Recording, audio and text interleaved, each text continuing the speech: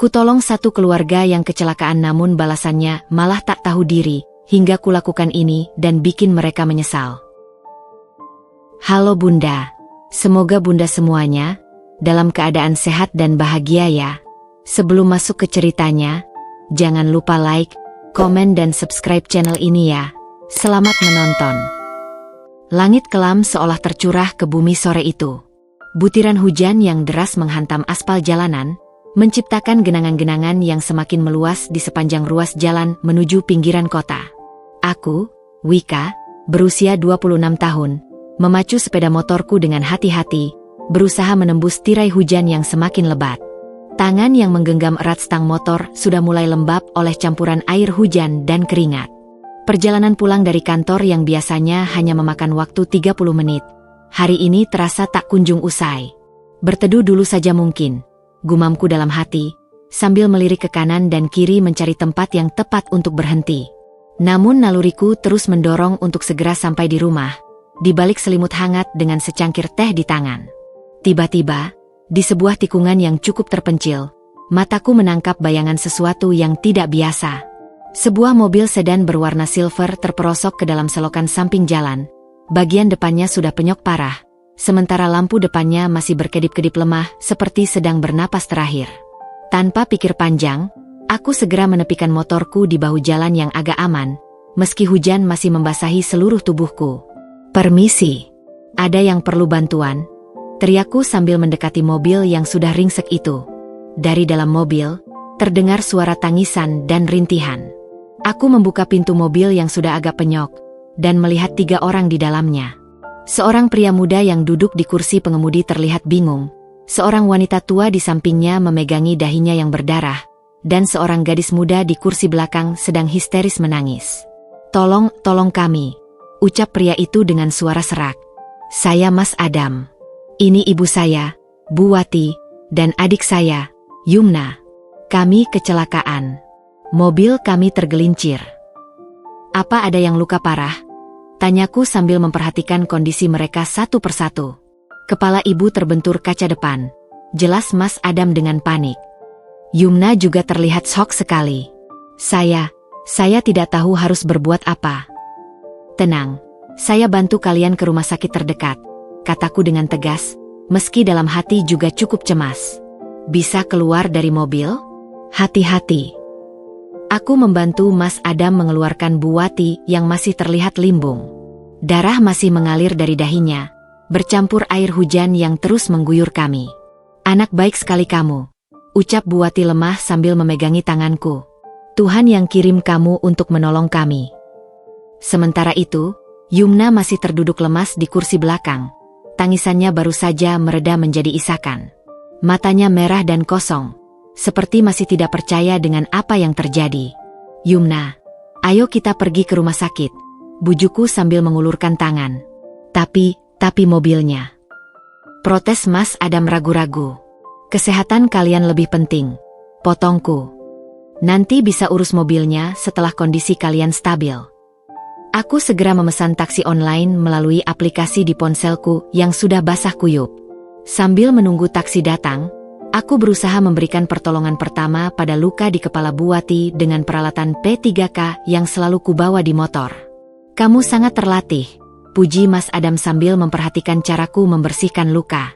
"Kebetulan saja dapat pelatihan dasar di kantor," jawabku singkat sambil terus berkonsentrasi. Tak lama kemudian, taksi yang dipesan datang. Kami semua masuk ke dalam taksi yang hangat, meninggalkan mobil yang rusak di pinggir jalan. Di dalam taksi, suasana masih tegang. Bu Wati masih mengerang kesakitan, sementara Yumna mulai tenang meski masih terlihat trauma. "Saya tidak tahu bagaimana membalas kebaikanmu," ucap Mas Adam tiba-tiba, memecah kesunyian dalam taksi. "Aku hanya melakukan apa yang seharusnya dilakukan sesama manusia," jawabku sambil tersenyum kecil. "Yang penting sekarang kalian semua baik-baik saja." Tapi dalam hati, ada perasaan campur aduk. Di satu sisi, aku lega bisa menolong mereka. Di sisi lain, ada firasat kecil yang mengganggu, seolah pertemuan ini akan mengubah hidupku dalam cara yang tidak pernah kuduga. "Kami harus membalas kebaikanmu," tekad Bu Wati dengan suara lemah. "Besok, datanglah ke rumah kami untuk makan malam. Biar kami bisa berterima kasih secara layak. Aku menghela napas. Sebenarnya aku tidak menginginkan balasan apa-apa, tapi melihat kondisi mereka dan ketulusan yang terpancar dari mata Bu Wati, akhirnya, "Baiklah, Bu. Aku akan datang," jawabku akhirnya. Keputusan yang kuyakini benar saat itu, tanpa tahu bahwa ini adalah awal dari segala drama yang akan menguji batas-batas kebaikanku sebagai manusia. Keesokan harinya, langit Jakarta cerah tanpa awan, seolah ingin menebus kesalahan hujan deras kemarin sore. Sinar matahari pagi menembus jendela kamarku, menyinari wajah yang masih diliputi keraguan. Sepanjang perjalanan ke kantor, pikiranku terus melayang kepada keluarga yang kutolong semalam. Apakah Bu Wati sudah membaik? Bagaimana dengan Yumna yang sempat histeris? Dan Mas Adam yang terlihat begitu bersalah karena dianggap menyebabkan kecelakaan? Sebaiknya aku telepon saja, batalkan makan malam nanti, gumamku dalam hati sambil menatap ponsel yang tergeletak di meja kerja. Tapi sesuatu dalam diriku berkata lain. Mungkin ini memang takdir, atau mungkin hanya rasa penasaran terhadap keluarga yang kutolong. Sore hari, tepat pukul 5, bel ponsel berbunyi. Dari layar terpampang nama, Mas Adam, dengan nomor yang sempat kusimpan semalam. "Halo, Wika? Ini Adam." Suaranya terdengar lebih tenang dari kemarin. "Iya, Mas. Bagaimana kondisi Bu Wati dan adiknya?" "Alhamdulillah, Ibu sudah jauh lebih baik. Hanya ada jahitan kecil di dahi. Yumna juga sudah tidak syok lagi." Ada jeda sebentar. "Kami masih berharap Wika bisa datang malam ini. Ibu sangat ingin ketemu lagi." Aku menarik napas dalam. "Sebenarnya, Mas, aku pikir tidak perlu repot-repot." "Tolong, Wika, potongnya. Ini penting untuk kami. Rasanya tidak pantas kalau kami tidak membalas kebaikanmu." Akhirnya, dengan setengah hati, kukatakan akan datang. Adam langsung memberikan alamat lengkap rumah kontrakan mereka di daerah Pamulang. Setelah menutup telepon, aku duduk termenung sejenak. Ada perasaan aneh yang tidak bisa kujelaskan, seperti ada sesuatu yang tidak beres, tapi aku tidak bisa menunjuk apa. Pukul 6:30 sore, aku sudah berdiri di depan rumah kontrakan sederhana yang mereka tempati. Rumahnya terlihat bersih namun cukup tua, dengan cat putih yang sudah kusam di beberapa bagian. Aku menekan bel pintu sambil membawa bingkisan kue yang kubeli sepulang kerja. Yang membuka pintu adalah Yumna. Wajahnya jauh lebih cerah dari kemarin, dengan senyum manis yang langsung merekah. "Kak Wika, silakan masuk," sambutnya ramah. "Ini ada kue sedikit," kataku menyerahkan bingkisan. "Wah, terima kasih. Tidak usah repot-repot saja." Di dalam, rumah itu terasa hangat meski perabotannya sederhana. Bu Wati sudah duduk di sofa dengan kepala masih dibalut perban putih. Wajahnya bersinar saat melihatku. "Anak baik, sudah datang juga," sambutnya dengan suara yang sudah lebih kuat dari kemarin. "Bagaimana kondisi ibu?" tanyaku sambil duduk di kursi yang ditunjukkan Yumna. "Sudah jauh lebih baik, Nak. Berkat pertolonganmu dan izin Allah." Mas Adam kemudian muncul dari dapur membawa nampan dengan 3 gelas teh. "Selamat datang, Wika. Terima kasih sudah mau datang," ujarnya dengan senyum lega. "Aku yang harusnya berterima kasih sudah diundang," jawabku sopan. Suasana awal terasa nyaman dan akrab. Kami berbincang tentang kecelakaan kemarin, tentang pekerjaanku di perusahaan IT, dan sedikit tentang kehidupan mereka. Aku tahu bahwa Adam bekerja di sebuah perusahaan swasta, Yumna baru lulus kuliah dan sedang mencari kerja, sementara Bu Wati adalah ibu rumah tangga biasa. "Sebenarnya, Wika," ucap Bu Wati tiba-tiba, memecah keakraban yang terbangun. "Kami tidak hanya ingin berterima kasih atas pertolongan kemarin." Aku mengangkat alis, penasaran. "Ada apa, Bu?"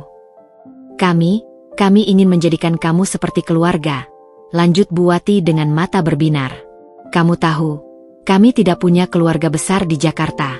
Rasanya, pertemuan kita kemarin adalah takdir." Perkataan itu membuatku tersentak. Aku hanya bisa menatap mereka bergantian. Bu Wati dengan wajah penuh harap, Yumna dengan senyum manis, dan Adam yang tampak agak malu. "Keluarga?" ulangku pelan. Iya, sahut Adam kali ini. Kami merasa ada ikatan yang kuat sejak kamu menolong kami. Seperti kamu adalah bagian dari kami yang hilang. Aku tersenyum kecut. Di satu sisi, hatiku tersentuh oleh keterbukaan mereka. Tapi di sisi lain, ada alarm kecil dalam kepalaku yang berdering pelan. Ini terlalu cepat, terlalu intim untuk orang yang baru kenal sehari. Kalian sangat baik, kataku hati-hati. Tapi aku pikir. Tidak ada tapi, sela Yumna dengan semangat. Kakak sudah menyelamatkan nyawa kami. Itu lebih dari cukup untuk menjadikan kakak seperti saudara sendiri.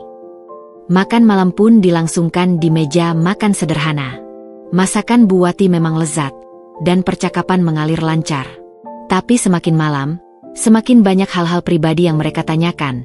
Tentang gajiku, tentang properti yang kumiliki, tentang hubungan asmaraku.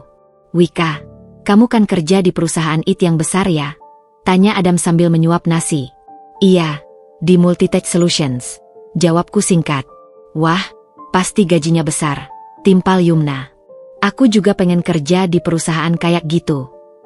Aku hanya tersenyum, berusaha tidak membahas terlalu detail. Tapi mereka terus mendesak, menanyakan detail yang seharusnya tidak pantas ditanyakan pada pertemuan kedua. Saat aku bersiap pulang, Bu Wati memegang tanganku erat-erat.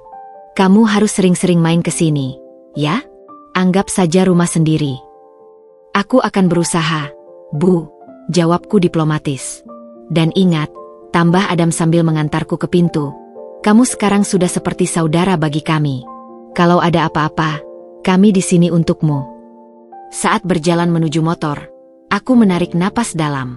Mereka memang terlihat tulus, tapi ada sesuatu dalam cara mereka yang membuatku merasa tidak nyaman. Seperti ada ekspektasi tertentu yang mereka letakkan di pundakku. Mungkin aku hanya paranoid, bisikku pada diri sendiri sambil menghidupkan mesin motor. Tapi dalam perjalanan pulang, kata-kata Bu Wati terus terngiang-ngiang. Kami ingin menjadikan kamu seperti keluarga. Keluarga. Kata yang seharusnya hangat. Tapi kenapa terasa seperti beban? Aku tidak tahu bahwa keputusan untuk menerima ajakan makan malam ini adalah awal dari segala komplikasi dalam hidupku. Sebuah keputusan yang akan mengubah nasibku lebih dari yang bisa kubayangkan. Dan yang paling ironis, semua ini berawal dari niat baikku menolong mereka di tengah hujan. 3 hari telah berlalu sejak makan malam di rumah keluarga Adam.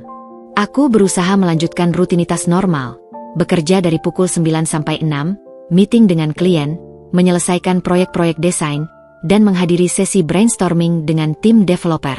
Namun, ada sesuatu yang terasa berbeda.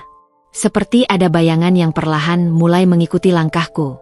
Pukul 8 malam, saat aku sedang bersantai menonton film favorit, telepon berdering. Dari layar terpampang foto Bu Wati yang tersenyum lembut. Gambar yang kusimpan setelah pertemuan makan malam itu. Bu Wati, ada yang bisa saya bantu? Sambutku ramah. Wika, sayang. Ibu harap kamu tidak keberatan dapat telepon malam-malam begini. Suaranya terdengar lembut namun ada nuansa lain yang membuatku waspada. Tidak apa-apa, Bu. Ada yang perlu dibantu. Begini, Nak, Adam dan Yumna ada sesuatu yang ingin dibicarakan. Bisa ibu pasangkan speaker? Sebelum sempat menjawab, sudah terdengar suara Adam dan Yumna menyapa. Suasana tiba-tiba terasa resmi, bukan sekadar obrolan santai. Wika, kami sudah diskusi sebagai keluarga. Adam memulai dengan suara serius. Kami ingin memulai bisnis online, toko daring untuk produk kerajinan tangan. Wah, ide yang bagus, sahutku dengan tulus. Ibu Wati kan jago membuat kerajinan, ya? Betul sekali, sambut Yumna bersemangat. Tapi masalahnya, kami butuh website yang profesional. Dan, suaranya tiba-tiba menjadi manis. Kami ingat kamu ahli di bidang ini. Aku mulai memahami arah pembicaraan ini. Oh, kalau untuk website, memang butuh persiapan yang... Kami ingin kamu yang membuatkannya, potong Adam tegas. Kami sudah lihat portofoliomu di LinkedIn. Keren kerjaanmu. Udara di ruang tamu tiba-tiba terasa pengap. Mas Adam, untuk pembuatan website profesional butuh waktu dan... Kami tahu kamu sibuk, sela Bu Wati dengan nada merayu. Tapi ingat tidak, malam itu di rumah sakit, Saat kamu berjanji akan selalu siap membantu kami. Janji? Aku sama sekali tidak ingat pernah membuat janji seperti itu. Yang kuingat hanyalah berkata akan membantu mereka sampai kondisi stabil, yang sudah kupenuhi dengan mengantar ke rumah sakit dan menunggui mereka. Bu, saya rasa ada kesalahpahaman. Wika. Adam menyela lagi, suaranya sekarang lebih rendah, lebih personal. Kamu ingat pesan ibu waktu makan malam? Kamu sudah seperti keluarga bagi kami. Dan keluarga saling membantu, bukan? Yumna tak ketinggalan. Kami tidak bisa bayar mahal, tapi anggap saja ini balas budi atas pertolonganmu yang tidak ternilai itu. Kata, balas budi, itu diucapkan dengan penekanan yang membuatku tidak nyaman. Seolah pertolonganku yang tulus kini berubah menjadi hutangan yang harus dibayar dengan jasa profesional. Website yang kalian butuhkan seperti apa? Tanyaku akhirnya, mencoba bersikap profesional. Yang lengkap, seru Yumna. Dengan fitur e-commerce, chat otomatis, galeri produk, blog, dan sistem membership. Aku hampir tersedak air liur. Yang dia deskripsikan adalah website level enterprise yang biasanya kubanderol puluhan juta. Yumna, untuk fitur sebanyak itu, kami percaya padamu. Wika, Bu Wati menyela. Kami yakin kamu bisa membuatkan yang terbaik untuk keluarga. Kata, keluarga, diucapkan lagi, seolah menjadi mantra yang bisa mengunci mulutku. Aku menarik napas panjang, mencoba mencari kata-kata yang tepat. Saya bisa bantu, tapi... Syukurlah, seru Adam sebelum aku menyelesaikan kalimat. Kami sudah tahu kamu tidak akan mengecewakan kami. Ibu, kan saya bilang Wika pasti mau membantu. Anak baik memang selalu dikenan Tuhan, sahut Bu Wati dengan nada bangga. Perasaan sesak mulai mendesak di dadaku. Mereka tidak memberiku kesempatan untuk menolak, atau bahkan untuk bernegosiasi. Semuanya berjalan searah, seperti skenario yang sudah mereka susun rapi. Untuk timeline dan detail teknis, coba kuulang lagi. Kami serahkan sepenuhnya padamu, kata Adam cepat. Yang penting cepat selesai. Kami ingin launching dalam 2 minggu. 2 minggu? Untuk website dengan kompleksitas seperti itu? Biasanya butuh minimal 2 bulan. Mas Adam, waktu 2 minggu sangat tidak realistis untuk... Wika, sayang, Bu Wati mengambil alih pembicaraan. Suaranya tiba-tiba lembut dan sedikit sedih. Kamu tahu, kondisi ibu tidak selalu baik. Ibu ingin melihat bisnis ini jalan sebelum keadaan ibu memburuk. Aku tertegun. Apakah ini semacam tekanan emosional? Menggunakan kondisi kesehatannya sebagai senjata? Saya akan berusaha. Akhirnya keluar dari mulutku, meski seluruh jiwa ragaku protes. Bagus. Kami tahu kami bisa mengandalkanmu, sahut Adam gembira. Oh iya, untuk masalah biaya, karena kamu sudah seperti keluarga, kita bicara santai saja ya? Mungkin bisa diskon khusus. Aku hanya bisa mendengus dalam hati. Diskon khusus? Mereka bahkan belum menawar harga sama sekali. Kita bicara nanti saja. Ya, jawabku menghindar. Saya perlu lihat detail kebutuhan dulu. Tentu, kata Adam. Yang penting kamu mau membantu. Ingat, Wika, kita keluarga. Keluarga tidak hitung-hitungan. Saat telepon berakhir, aku melemparkan ponsel ke sofa dan menjerit pelan dalam bantal. Rasanya seperti baru saja ditipu dengan halus. Mereka menggunakan kata, keluarga, sebagai tameng untuk memanfaatkanku.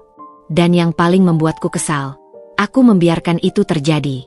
Beberapa menit kemudian, pesan masuk dari Yumna. Kak Wika, untuk warna websitenya nanti aku mau pastel pink ya. Dan banner utamanya pakai foto aku saja. Thanks ya, Kak. You are the best. Hati merah 2. Aku memandangi pesan itu dengan perasaan campur aduk. Di satu sisi, ada rasa bersalah karena merasa tidak ikhlas. Di sisi lain, ada kemarahan karena dimanfaatkan. Tapi yang paling kuat adalah kekecewaan. Ternyata pertolonganku yang tulus dibalas dengan rencana manipulatif yang sudah disusun rapi. Malam itu, untuk pertama kalinya aku mempertanyakan, apakah menolong orang lain adalah kesalahan? Apakah kebaikan memang selalu dibalas dengan kejahatan? Atau mungkin ini ujian dari Tuhan untuk mengujiku seberapa tulus niatku menolong mereka?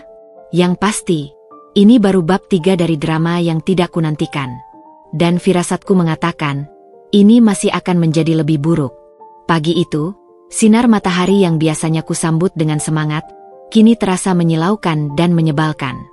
Aku duduk di depan laptop di meja kerjaku di kantor, mencoba memfokuskan diri pada proyek klien yang tengah deadline. Tapi pikiran terus melayang kepada website yang harus kubuat untuk keluarga Adam. 2 minggu. Hanya 2 minggu untuk membangun platform e-commerce dari nol.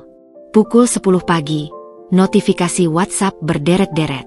Dari grup Keluarga Harmonis yang dibuat Yumna, nama yang ironis mengingat situasi yang mulai tidak harmonis. Yumna, Kak Wika, sudah mulai buat websitenya?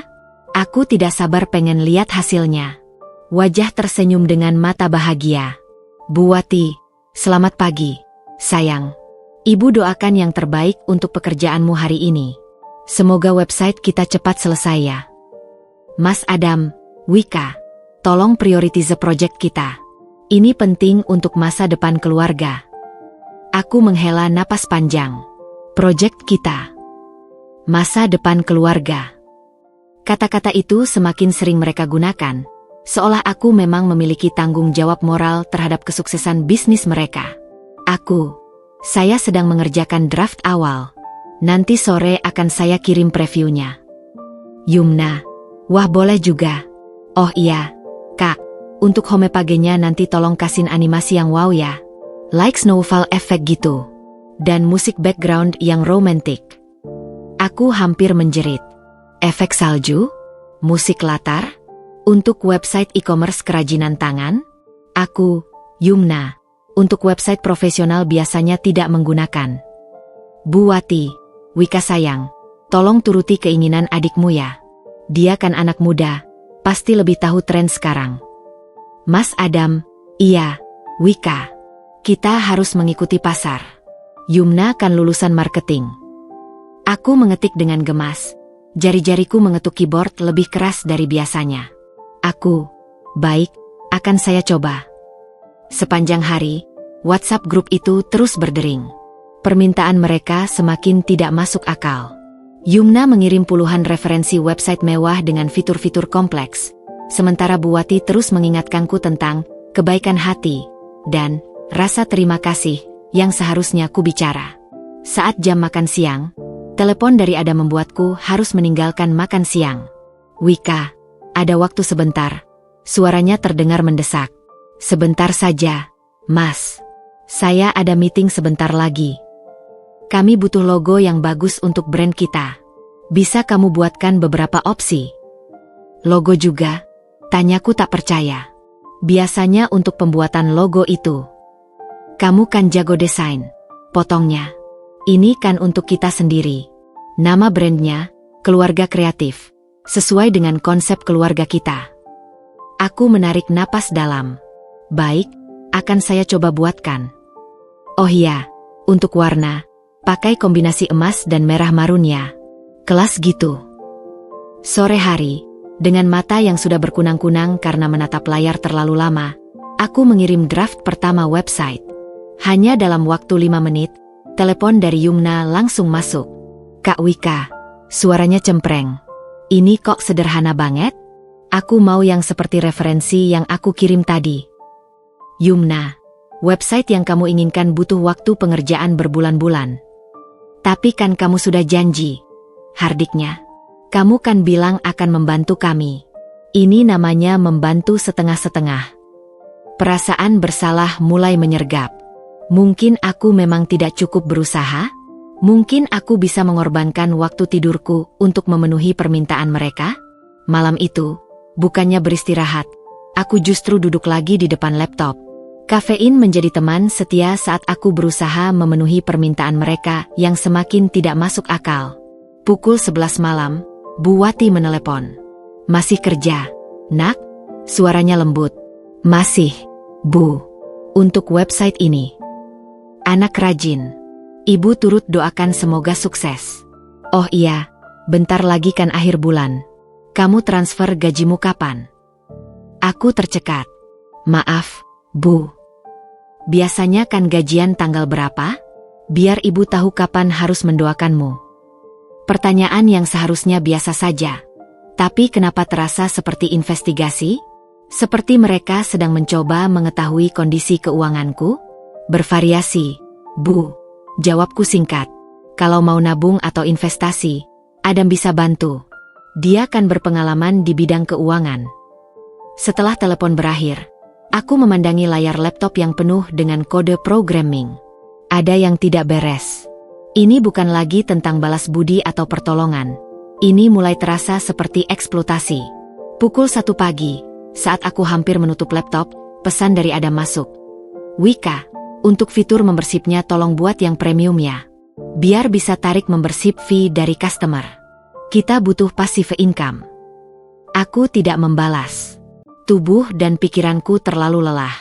Tapi dalam kelelahan itu, satu hal mulai kusadari. Mereka tidak melihatku sebagai Wika yang menolong mereka, tapi sebagai sumber daya yang bisa mereka manfaatkan. Dan yang paling berbahaya, mereka menggunakan topeng, keluarga, untuk menutupi niat sebenarnya. Eksploitasi telah dimulai. Dan aku, dengan kebaikan hati yang mereka jadikan senjata, terjebak dalam jaring yang semakin hari semakin mengikat. Minggu kedua pengerjaan website, keluarga kreatif, dimulai dengan beban yang terasa semakin berat. Matahari belum sepenuhnya bangun ketika dering telepon dari Bu Wati sudah memecah kesunyian pagi. Aku yang masih terbaring di tempat tidur, meraih ponsel dengan mata setengah terpejam. Wika, sayang, masih tidur? Suara Bu Wati terdengar segar berlebihan untuk pukul 5:30 pagi. Selamat pagi, Bu. Jawabku sambil berusaha menyembunyikan rasa kesal. Ibu tidak bisa tidur semalam. Ibu terus memikirkan fitur live chat untuk website kita. Bagaimana kalau kita buat yang bisa video call juga? Jadi customer bisa lihat langsung produknya. Aku duduk di tempat tidur, mengusap wajah yang masih diliputi kantuk. Bu, untuk fitur video call butuh development yang kompleks dan... Tapi kamu kan ahli, Nak. Ibu yakin kamu bisa. Suaranya tiba-tiba bergetar. Kamu tahu, semalam ibu mimpi bisnis kita sukses besar. Itu pertanda baik. Jangan sampai kita sia-siakan pertanda ini. Sebelum sempat membalas, suara Adam menyela dari latar belakang. Wika, ini Adam. Untuk progres website, kita perlu meeting hari ini. Jam 5 sore di rumah kami. Aku ada appointment lain, Mas. Ini penting. Potongnya tegas. Kita harus semuanya hadir. Yumna sudah menyiapkan presentasi tentang tambahan fitur yang kita butuhkan. Perasaan terjebak mulai menyergapku. Mereka tidak hanya memintaku mengerjakan proyek ini, tapi sekarang juga mengatur waktuku seolah-olah aku adalah karyawan mereka. Sepanjang hari di kantor, pesan dari grup WhatsApp terus berdatangan. Yumna mengirim setidaknya 20 referensi website mewah, masing-masing dengan catatan, kepingin yang seperti ini. Bu Wati mengirim doa-doa panjang yang diselipkan harapan agar aku mengerjakan website dengan ikhlas. Adam mengirim pertanyaan teknis yang menunjukkan dia sama sekali tidak memahami kompleksitas yang dia minta. Saat jam makan siang, atasku, Pak Ronald, mendatangiku dengan wajah concern. Kamu baik-baik saja, Wika? Kamu terlihat stres akhir-akhir ini. Performancemu agak menurun. Aku baik-baik saja, Pak. Hanya sedikit kelelahan. Jawabku sambil memaksakan senyum. Kalau ada masalah, kamu bisa bicara padaku. Ujarnya sebelum pergi. Andai saja dia tahu bahwa masalahku adalah keluarga fiktif yang kudapatkan dari menolong kecelakaan lalu lintas. Sore hari, dengan perasaan berat, aku berkendara menuju rumah mereka. Begitu sampai, suasana yang kudapai membuatku terkejut. Di ruang tamu mereka sudah terpampang whiteboard dengan mind map yang rumit, lengkap dengan deadline yang tidak realistis. Well Chome, tim leader kita datang. Sambut Yumna dengan antusias berlebihan. Ayo kita mulai meetingnya, kata Adam dengan wajah serius. Wika, kami sudah buat list prioritas fitur. Dia menunjuk whiteboard yang penuh dengan tulisan. Aku membaca dengan mata semakin membesar.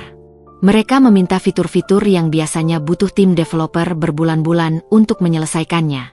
Mas Adam, coba ku protes. Fitur AI Recommendation System saja butuh. Kami percaya padamu, sela Bu Wati yang duduk di sofa dengan tatapan penuh harap. Kamu kan jenius. Yumna mengambil alih, menunjuk pound-pound di Witeboard. Nih yang paling urgent, kita butuh sistem dropshipping otomatis, integration dengan semua marketplace, augmented reality preview, crypto payment gateway, dan yang paling penting, loyalty program yang bisa connect dengan social media. Aku terduduk lemas di kursi.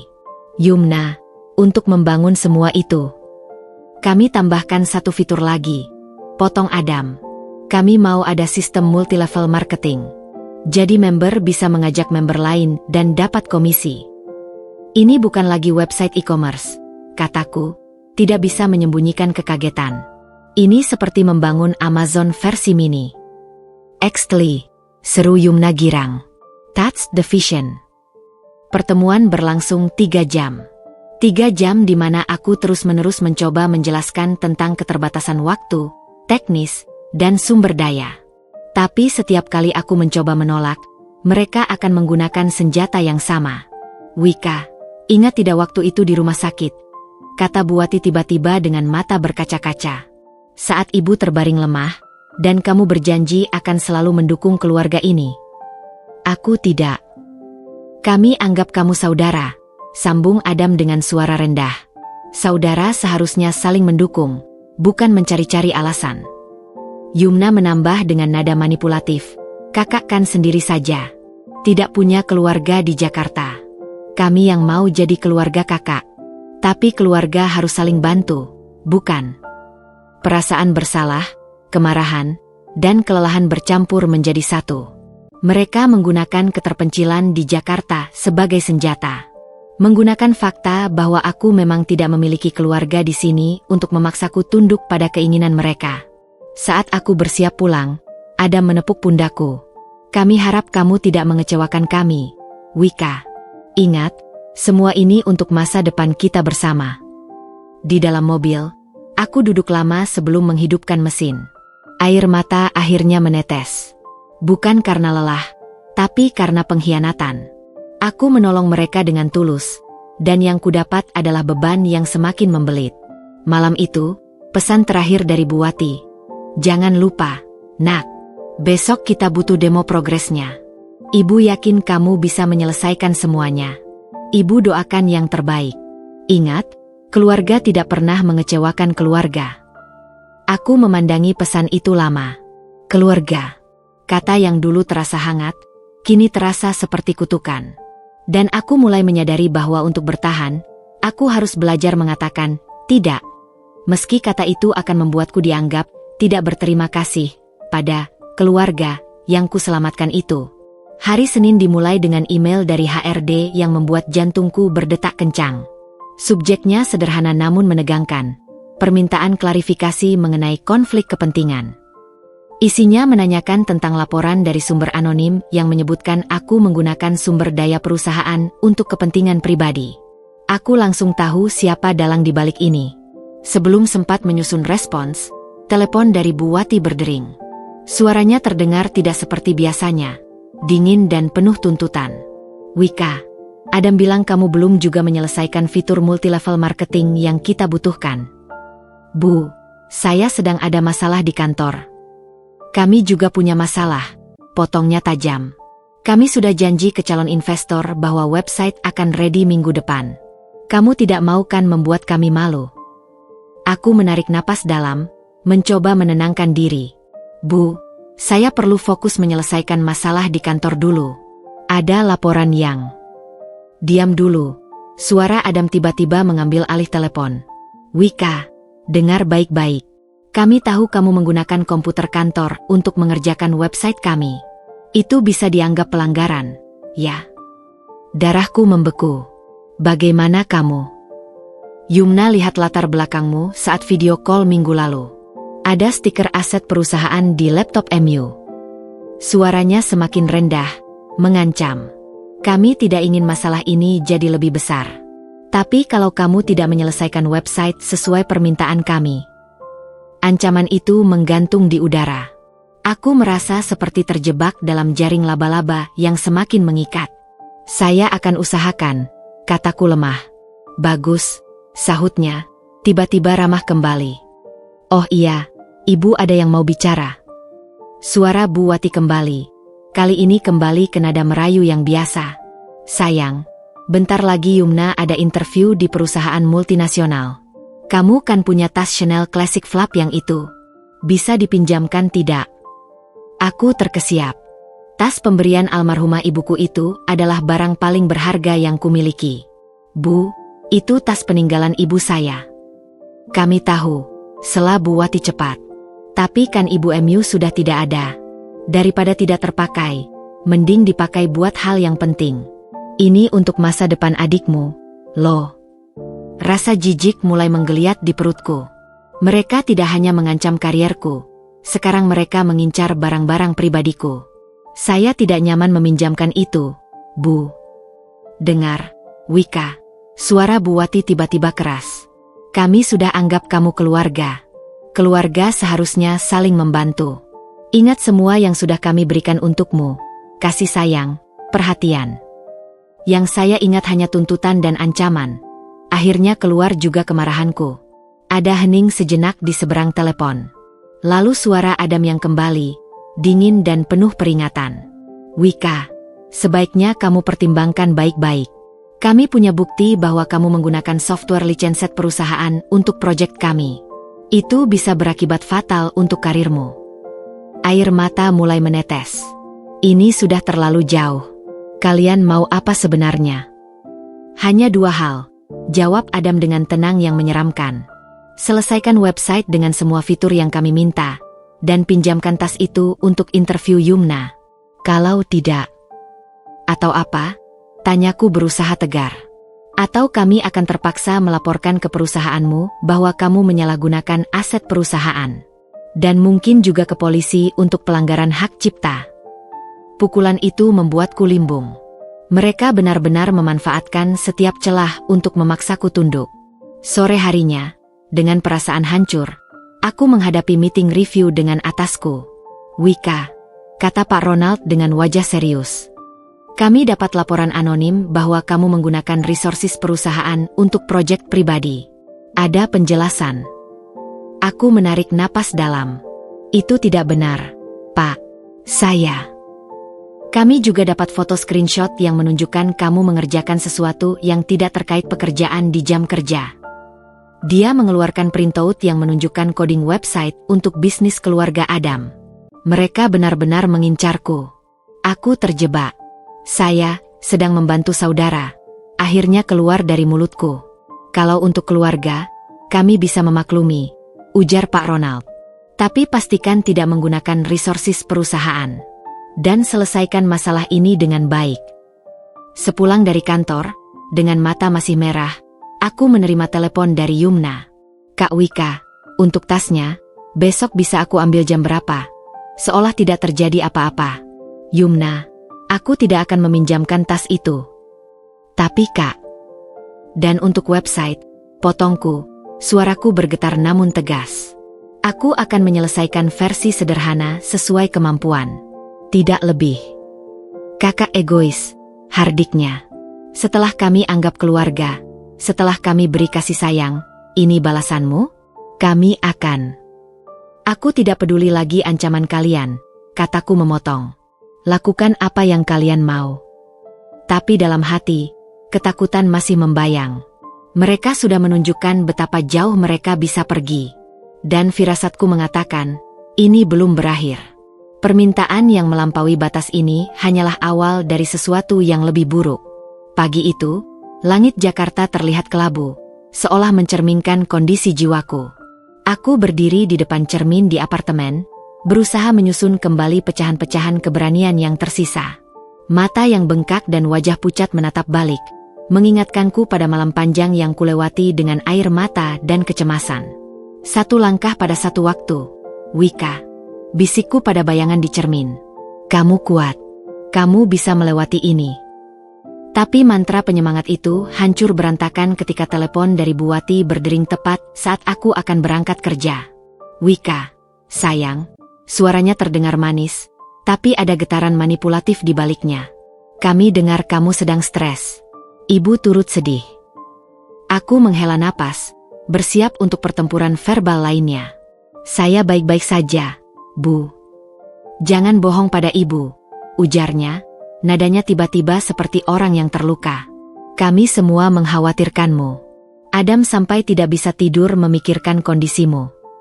Kepalaku mulai berdenyut. Bu, saya harus berangkat. Tunggu, potongnya cepat. Ibu ingin minta maaf. Kemarin kami mungkin terlalu keras. Tapi itu karena kami menganggapmu keluarga. Kami hanya ingin yang terbaik untukmu. Kata-kata itu seharusnya menenangkan, tapi justru membuatku semakin waspada. Pengalamanku selama ini dengan mereka mengajarkan bahwa kata-kata manis biasanya adalah pendahulu untuk tuntutan baru. Terima kasih, Bu. Tapi saya benar-benar harus pergi. Sebentar saja, desaknya. Yumna ada di sini. Dia ingin bicara. Sebelum sempat menolak, suara Yumna sudah terdengar. Kak Wika, maafin aku ya kalau kemarin aku marah. Aku hanya terlalu ingin sukses. Aku diam, menunggu kelanjutannya. Pengalaman mengajarkan bahwa permintaan maaf mereka selalu diikuti dengan sesuatu. Sebenarnya, Yumna melanjutkan, suaranya tiba-tiba sendu. Aku ada kabar buruk. Interviewku ditolak. Mereka bilang penampilanku tidak profesional enough. Hatiku sedikit tersentuh. Yumna, aku turut. Tapi, sambungnya cepat. Ada perusahaan lain yang mau interview aku besok. Perusahaan yang lebih bonafit. Dan, mereka bilang penampilan itu penting. Disinilah intinya, pikirku. Jadi, Yumna melanjutkan dengan suara merengek. Bisa tidak pinjam tas Chanel-nya? Hanya untuk besok saja. Aku janji akan jaga baik-baik. Rasa iba yang sempat muncul langsung menguap. Yumna, kita sudah bahas ini. Tas itu sangat berharga untukku. Tapi kakak kan jarang pakai. Aku butuh ini untuk masa depanku. Suaranya mulai meninggi. Tidak, Yumna. Jawabanku tetap tidak. Ada hening sejenak, lalu suara Bu Wati mengambil alih. Wika, sayang. Ibu mohon. Ini untuk masa depan adikmu. Kamu kan seperti kakak kandungnya. Sebagai kakak, harusnya kamu ingin yang terbaik untuk adikmu, bukan? Perasaan bersalah mulai menyergap, tapi kali ini aku lebih siap. Bu, saya sudah membantu dengan website. Itu sudah cukup. Tapi websitenya belum selesai. Sela Adam yang tiba-tiba ikut bicara. Dan menurut kami, bantuanmu belum cukup membalas kebaikan kami menerimamu sebagai keluarga. Aku terkesiap. Menerimaku sebagai keluarga? Bukannya kalian yang... Kami yang menyelamatkanmu dari kesepian. Potong Adam dengan suara keras. Kami yang memberimu keluarga. Dan kamu tidak bisa melakukan hal kecil untuk kami. Seketika itu juga, sesuatu dalam diriku pecah. Tapi aku berhasil menahan ledakan amarah yang ingin kuluapkan. Kalian benar, kataku dengan suara datar. Kalian telah memberi saya banyak pelajaran. Ada hening di seberang telepon. Sepertinya terkejut dengan responku. Jadi, kamu mau pinjamkan tasnya? Tanya Bu Wati penuh harap. Tidak, jawabku tegas. Dan untuk website, saya akan kirimkan file progres yang sudah saya buat. Silakan lanjutkan dengan developer lain. Kamu tidak bisa, teriak Adam. Kami akan lakukan apa yang kalian mau, potongku. Saya sudah lelah. Dan saya punya bukti-bukti ancaman yang kalian lakukan. Itu bohong. Aku tidak merekam percakapan kami. Tapi mereka tidak perlu tahu itu. Kami tidak mengancam. Bantah Bu Wati, suaranya tiba-tiba gemetar. Kami hanya mengingatkan. Sekarang saya yang mengingatkan. Kataku, suaraku lebih berani dari yang kurasakan. Hubungan kita sebagai penolong dan tertolong sudah selesai. Saya tidak berhutang apa-apa pada kalian. Sebelum mereka bisa membalas, aku menutup telepon. Tanganku gemetar, tapi hatiku merasa lebih ringan. Untuk pertama kalinya, aku berhasil mengatakan tidak tanpa merasa bersalah. Tapi perang belum usai. Aku tahu ini bukan akhir. Mereka akan kembali dengan strategi baru, dengan senjata yang lebih tajam. Tapi setidaknya hari ini, aku berhasil menjaga batas. Dan untuk pertama kalinya, aku merasa mungkin, hanya mungkin, aku bisa benar-benar terbebas dari cengkeraman keluarga yang kuselamatkan itu. Saat berjalan ke halte bus, kusadari bahwa pertempuran terberat bukan melawan mereka, tapi melawan rasa bersalah yang mereka tanam dalam diriku. Dan hari ini, untuk pertama kalinya, aku mulai menang. 2 hari telah berlalu sejak percakapan tegang terakhir dengan keluarga Adam. Aku menikmati keheningan yang tidak biasa. Tidak ada telepon mendesak, tidak ada pesan WhatsApp yang berderet-deret, tidak ada permintaan yang mustahil. Untuk pertama kalinya dalam sebulan terakhir, aku bisa bernapas lega. Pagi itu, aku memutuskan untuk menghadiahi diri sendiri dengan sarapan di kafe favorit dekat kantor. Saat menunggu pesanan, aku membuka LinkedIn untuk memeriksa notifikasi pekerjaan. Tiba-tiba, mataku tertumbuk pada postingan yang membuat darahku membeku. Ada sebuah iklan dari Keluarga Kreatif yang menampilkan fotoku dengan pose profesional dari sesi foto perusahaan tahun lalu. Di bawah fotoku tertulis, dibuat oleh tim profesional kami yang berpengalaman di perusahaan IT ternama. Percayakan desain websitemu pada ahlinya. Aku hampir menjatuhkan ponsel. Mereka tidak hanya menggunakan fotoku tanpa izin, tapi juga mengklaim bahwa aku adalah bagian dari tim profesional mereka. Implikasi yang berbahaya bahwa aku terlibat dalam bisnis mereka selama jam kerja. Dengan tangan gemetar, aku segera menelepon Adam. Adam, apa maksudmu menggunakan fotoku untuk iklan? Tanyaku tanpa basa-basi. Wika. Selamat pagi, sahutnya ramah, seolah tidak terjadi apa-apa. Oh, untuk foto itu? Yumna yang pasang. Bagus kan? Kamu terlihat profesional sekali. Turunkan segera. Kamu menggunakan fotoku tanpa izin. Loh, tapi kan kita keluarga, jawabnya santai. Masa iya keluarga perlu izin untuk pakai foto? Kita bukan keluarga. Hardiku, menarik perhatian pengunjung kafe lain. Dan ini melanggar hukum. Itu foto hak cipta perusahaan aku. Suasana di seberang telepon tiba-tiba berubah. Wika, jangan dramatis. Kami hanya memanfaatkan sumber daya yang ada. Lagi pula, kamu kan sudah berhenti membantu kami, jadi kami harus cari cara lain untuk promosi. Aku merasa seperti ditampar. Jadi ini balas dendam karena aku menolak permintaan kalian. Kami tidak sejahat itu, bantahnya. Tapi kalau kamu mau kembali membantu menyelesaikan website, kami akan turunkan fotomu. Ini pemerasan terbuka. Kamu tidak serius. Sangat serius, jawab Adam dingin. Kami butuh website yang lengkap. Kamu butuh fotomu tidak disalahgunakan. Kerjasama yang saling menguntungkan. Saat itu juga, notifikasi email masuk. Dari HRD perusahaan. Subjek, pemanggilan meeting mendesak. Jantungku berdebar kencang. Aku membuka email itu dengan jari gemetar. Kepada YTH. Sdri. Wika. Dengan hormat, kami menerima laporan mengenai kemungkinan konflik kepentingan dan penggunaan sumber daya perusahaan untuk kepentingan komersial pribadi. Melampirkan screenshot iklan yang menggunakan foto Anda. Aku tidak bisa melanjutkan membacanya. Pandanganku berkunang-kunang. Adam, kataku, suaraku bergetar. Kau laporkan aku ke perusahaan. Demi kebaikan bersama, jawabnya tanpa penyesalan. Kami hanya ingin kamu kembali fokus membantu keluarga. Air mata mulai menetes. Ini sudah melampaui batas. Mereka tidak hanya mengancam karierku, tapi sekarang benar-benar mencoba menghancurkannya. Aku akan laporkan kalian ke polisi untuk penggunaan foto tanpa izin, ancamku. Silakan, tantang Adam. Tapi ingat, kami punya bukti bahwa kamu menggunakan software perusahaan untuk proyek kami. Itu pelanggaran yang lebih serius. Pesanan sarapanku datang, tapi aku sudah tidak punya nafsu makan lagi. Dengan langkah gontai, aku berjalan menuju kantor, mempersiapkan diri untuk pertempuran yang akan kuhadapi. Di lobi kantor, Pak Ronald sudah menungguku dengan wajah muram. Wika, kita perlu bicara di ruang rapat. Sekarang. Di ruang rapat, ada 2 orang dari HRD dan 1 dari Legal Department. Wika, mulai Pak Ronald. Kami mendapat laporan dan bukti bahwa fotomu digunakan untuk promosi bisnis komersial. Bisakah kamu jelaskan? Dengan suara tercekat, aku mencoba menjelaskan situasi yang sebenarnya.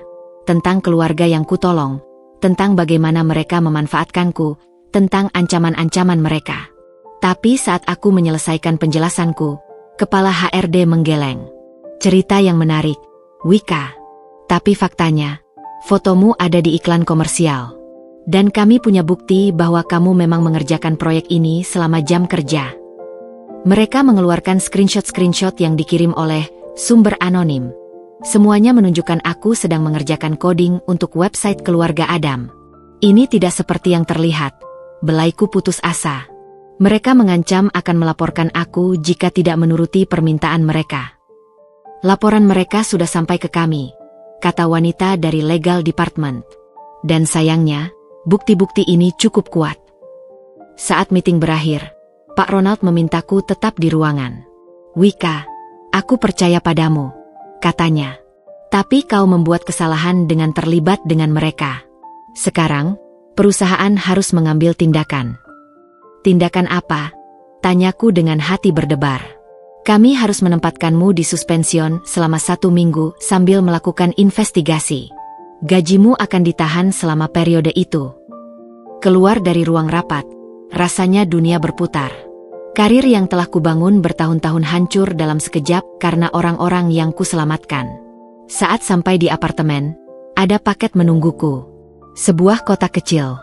Dengan perasaan was-was, kubuka paket itu. Isinya adalah tas Chanelku, tapi dalam kondisi tercabik-cabik, dengan cat semprot berwarna merah menulis kata, pengkhianat. Dan secari kertas, inilah yang terjadi pada pengkhianat keluarga. Masih ada bukti lain yang kami simpan. Pikirkan baik-baik sebelum melawan kami. Aku terjatuh di lantai, menangis histeris. Tas peninggalan ibuku, satu-satunya kenangan yang kumiliki, dihancurkan dengan keji. Ini bukan lagi sekadar eksploitasi. Ini adalah perang. Dan mereka baru saja melancarkan serangan nuklir. Tapi dalam keputusasaan, sesuatu dalam diriku bangkit. Amarah yang lebih dalam dari yang pernah kurasakan. Mereka telah melampaui batas. Mereka menghancurkan yang paling berharga bagiku. Saat itu, aku berjanji pada diriku sendiri, mereka akan menyesal telah mempermainkanku. Aku akan membalas setiap tetes air mata, setiap jahitan luka di hatiku.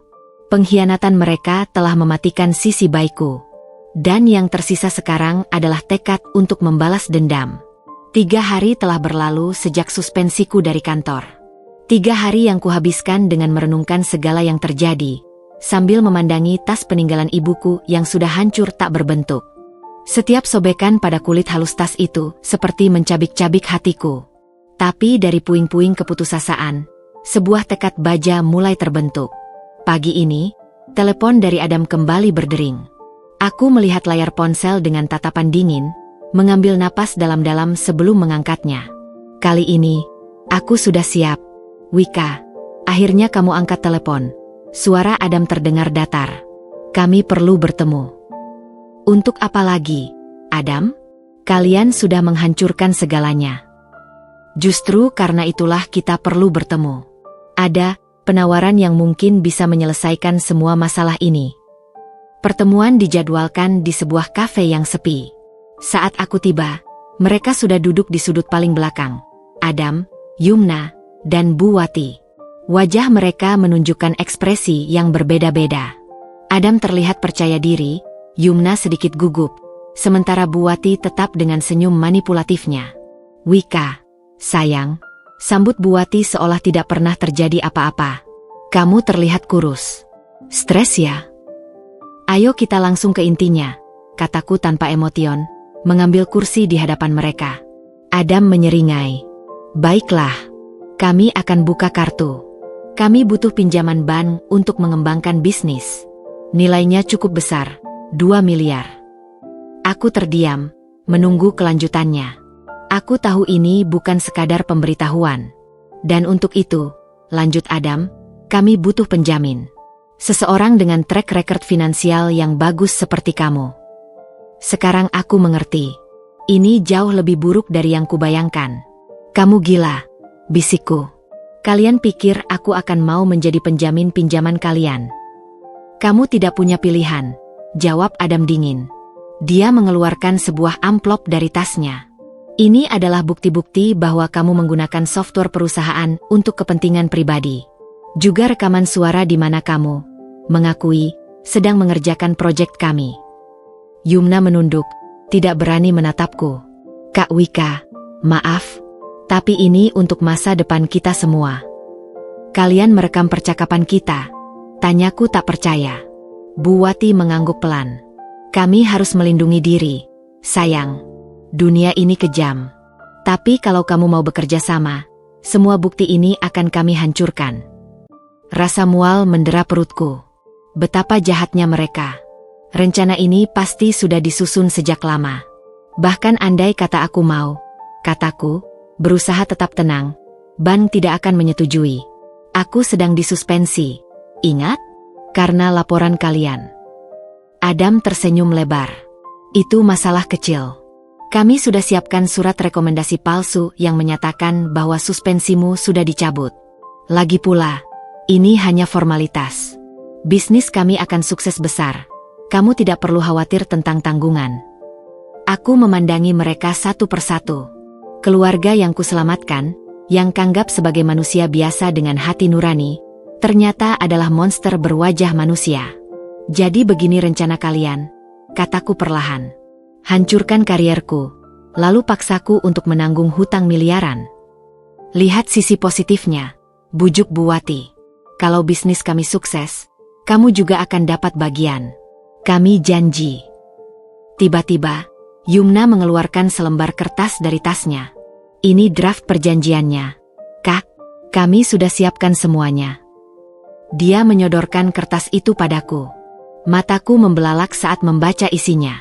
Mereka tidak hanya memintaku menjadi penjamin, tapi juga mewajibku memberikan 30% dari gajiku setiap bulan kepada mereka sebagai investasi. Kalian benar-benar sudah kehilangan akal sehat, kataku sambil melemparkan kertas itu kembali ke meja. Adam berdiri, wajahnya berubah merah. Dengarkan baik-baik, Wika. Kamu punya dua pilihan. Pertama, tanda tangani perjanjian ini, dan kami akan tarik semua laporan ke perusahaanmu. Kedua, dia mendekat, kami akan pastikan kamu tidak hanya dipecat, tapi juga masuk penjara karena penyalahgunaan aset perusahaan. Bu Wati menambahkan dengan suara lembut yang menyesatkan, pilih yang baik, nak. Ibu tidak ingin melihat masa depanmu hancur. Aku berdiri, memandangi mereka dengan tatapan yang paling dingin yang bisa kukerahkan. Kalian tahu, selama ini aku merasa bersalah. Bersalah karena tidak bisa memenuhi semua permintaan kalian. Bersalah karena menolak menjadi keluarga yang kalian inginkan. Aku mengambil tasku, berbicara dengan suara tegas. Tapi sekarang aku sadar, kalian bukan keluarga. Kalian adalah parasit. Dan parasit harus dibasmi. Adam tertawa sinis. Kamu bicara besar. Dengan apa? Kami punya semua bukti yang kami butuhkan. Tunggu dan lihat, jawabku. Kalian sudah membuat satu kesalahan besar. Maksudmu? Tanya Yumna penasaran. Kalian merusak tas peninggalan ibuku. Suaraku bergetar, tapi bukan karena takut, karena amarah. Itu adalah hal yang paling berharga bagiku. Dan sekarang, kalian akan tahu bagaimana rasanya kehilangan sesuatu yang sangat berharga. Aku berbalik dan berjalan keluar dari kafe, meninggalkan mereka dengan mulut ternganga. Di luar, hujan mulai turun, menyamarkan air mata yang akhirnya meleleh di pipiku. Tapi kali ini, air mata itu bukanlah tanda kelemahan. Itu adalah bahan bakar untuk tekadku yang baru. Mereka telah mencapai puncak keserakahan, dan sekarang mereka akan jatuh dengan keras. Dan aku, yang dulu adalah penyelamat mereka, akan menjadi algojo mereka. Hujan masih membasahi jalanan ketika aku tiba di apartemen. Tubuhku gemetar, bukan karena kedinginan, tetapi karena amarah yang membara. Mereka tidak hanya mengincar karir dan hartaku, tetapi sekarang mereka ingin menghancurkan seluruh hidupku dengan menjadiku penjamin hutang miliaran.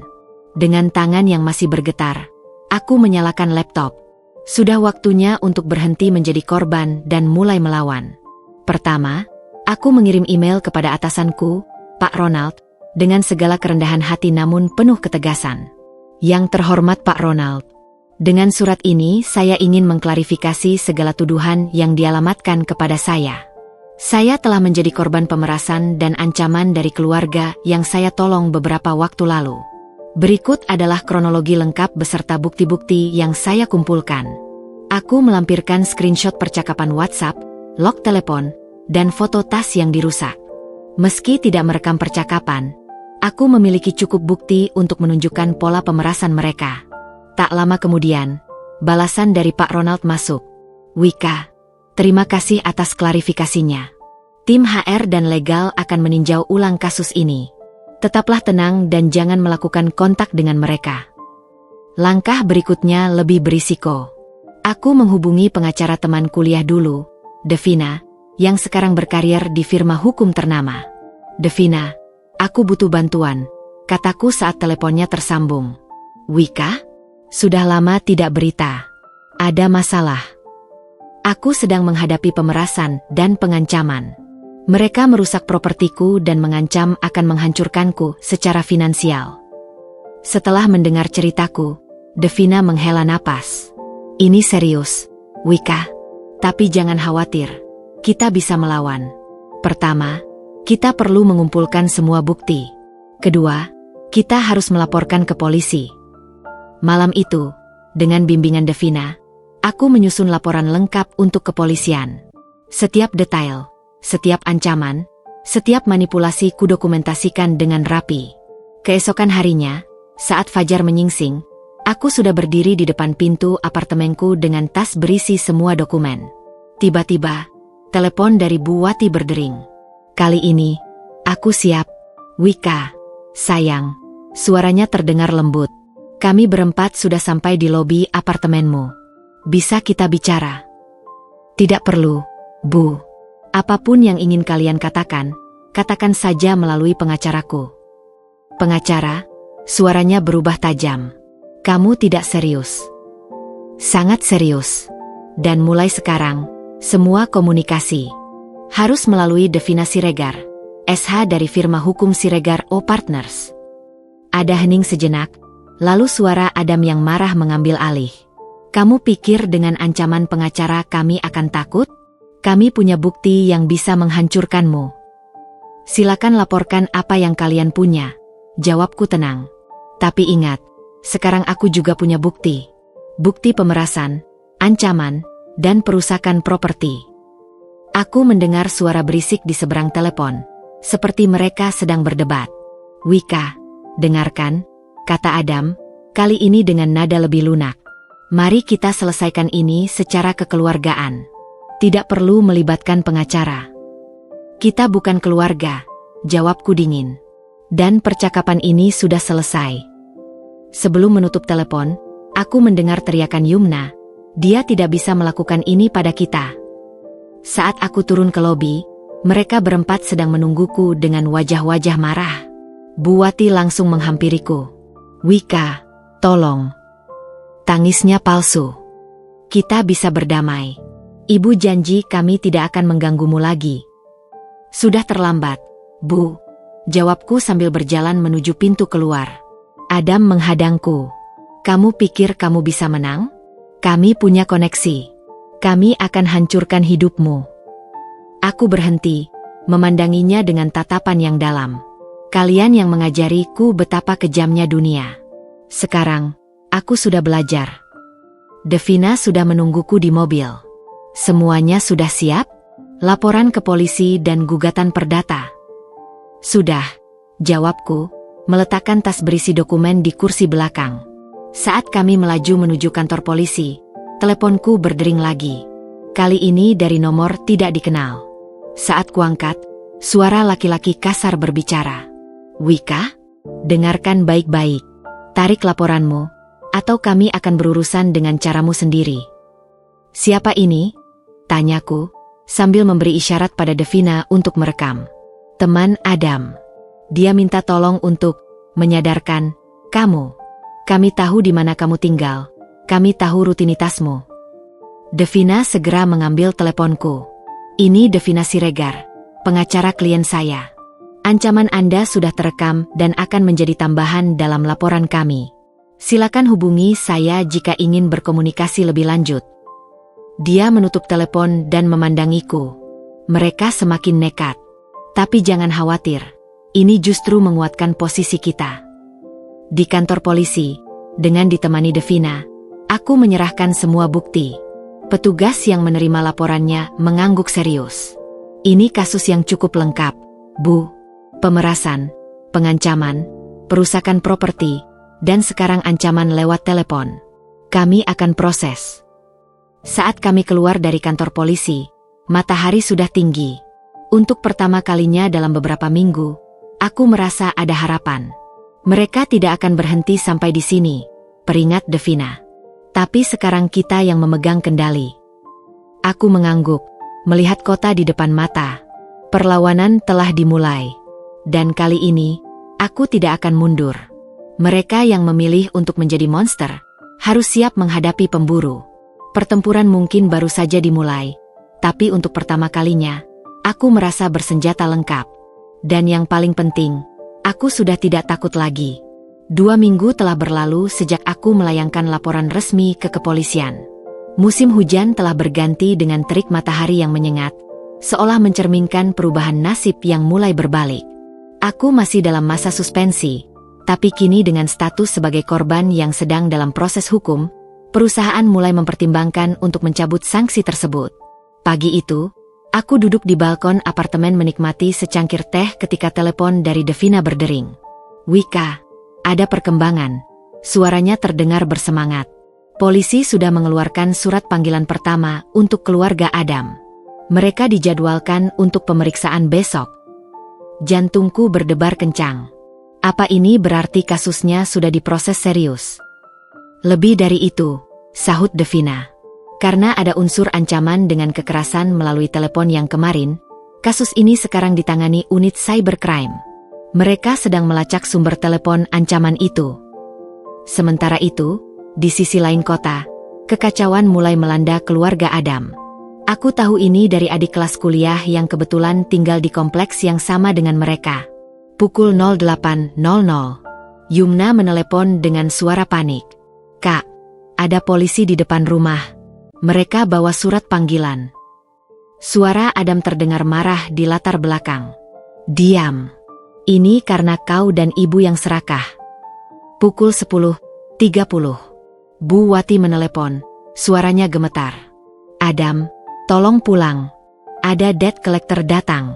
Mereka bilang kita telat bayar angsuran bisnis. Pukul 12.15. Telepon dari Yumna lagi. Kali ini sambil terisak. Kak, perusahaan yang mau interview aku tadi membatalkan janji. Katanya dapat informasi tidak baik tentang keluarga kita. Sore harinya, dengan bantuan Devina, aku mendapatkan akses untuk melihat perkembangan bisnis, keluarga kreatif, yang mereka bangun dengan susah payah, atau lebih tepatnya, dengan memeras tenagaku. Yang kulihat membuatku tercengang. Website yang kubuat dengan susah payah, yang mereka minta dengan berbagai fitur mewah, ternyata tidak dirawat sama sekali. Database penuh dengan error, transaksi terbengkalai, dan yang paling parah, produk kerajinan yang mereka jual ternyata barang tiruan yang mereka impor murah dari luar negeri, bukan karya tangan Bu Wati seperti yang mereka klaim. Devina, lihat ini, kataku sambil menunjukkan screenshot. Mereka menjual barang palsu dengan mengklaim sebagai handmade lokal. Ini pelanggaran lagi, gumam Devina. Bisa kita laporkan ke BPKN. Tapi karma ternyata bekerja lebih cepat dari yang kami kira. Pukul 15.00. Telepon darurat dari Bu Wati. Adam. Ada polisi dari Bareskrim. Mereka bawa surat penyitaan. Katanya kita melanggar hak cipta dan menjual barang palsu.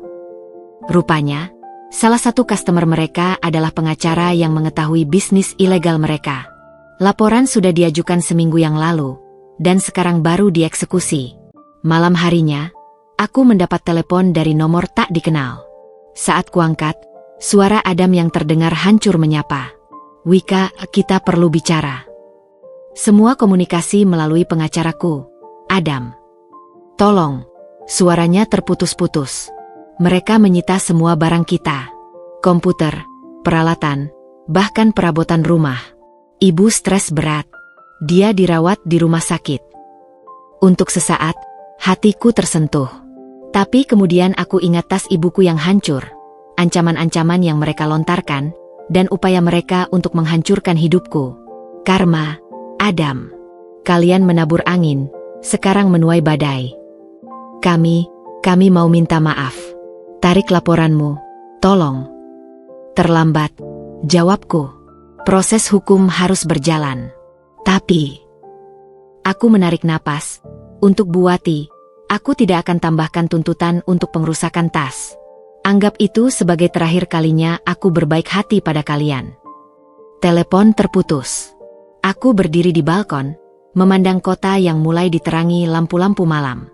Ada rasa puas melihat keadilan mulai ditegakkan, tapi juga ada kesedihan bahwa semua ini harus terjadi. Devina mengirim pesan, polisi menemukan bukti baru. Mereka menggunakan identitas palsu untuk bisnisnya. Adam ternyata punya rekord sebelumnya untuk penipuan. Kasus kita semakin kuat. Karma memang seperti roda yang berputar. Mereka yang berada di atas akan turun, dan mereka yang diinjak-injak akan bangkit. Keluarga ada menabur keserakahan dan manipulasi, dan sekarang mereka menuai kehancuran. Tapi pertempuran belum berakhir. Aku tahu mereka tidak akan menyerah begitu mudah. Masih ada babak-babak berikutnya yang harus kuhadapi. Namun untuk pertama kalinya, aku merasa tidak sendirian.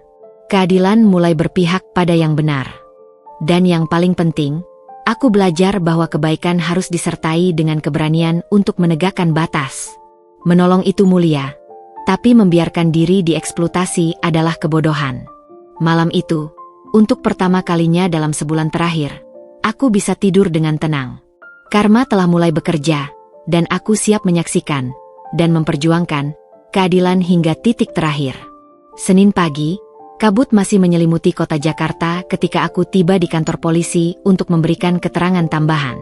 Devina sudah menungguku di lobi dengan wajah serius namun penuh keyakinan. Ada perkembangan yang tidak terduga, bisiknya sambil menuntunku ke ruang pemeriksaan. Mereka menemukan sesuatu yang besar. Di ruang pemeriksaan, aku disambut oleh Bribtu Hendra dan Bribda Sari yang sudah sering menanganiku. Di meja mereka, terdapat tumpukan dokumen dan beberapa hard drive. Bu Wika, mulai Bribtu Hendra dengan suara hormat. Kami perlu konfirmasi beberapa hal. Apakah Anda tahu tentang latar belakang pekerjaan Mas Adam sebelumnya? Aku menggeleng. Dia hanya bilang bekerja di perusahaan swasta. Tidak pernah detail. Bribda Sari mengangguk, lalu mengeluarkan beberapa dokumen dari map. Berdasarkan investigasi kami, Adam Prasetyo ternyata sudah memiliki catatan kriminal. Dia pernah terlibat dalam kasus penggelapan dana di perusahaan sebelumnya. Dadaku sesak. Penggelapan dana. Ya. Dan yang lebih mengejutkan, lanjut Bribtu Hendra, dia menggunakan modus yang sama seperti yang dilakukan pada Anda. Menjalin kedekatan emosional, kemudian memanfaatkan korban secara finansial. Devina menambahkan, kami sudah konfirmasi dengan korban sebelumnya. Polanya persis. Kecelakaan yang direkayasa, pendekatan sebagai keluarga, lalu eksploitasi. Saat itu, telepon Bribtu Hendra berdering. Setelah mendengarkan beberapa saat, wajahnya berubah pucat. Terima kasih atas informasinya. Kami akan segera tindak lanjuti. Dia menutup telepon dan memandangi kami dengan wajah serius. Itu dari tim cybercrime. Mereka berhasil membobol email Adam.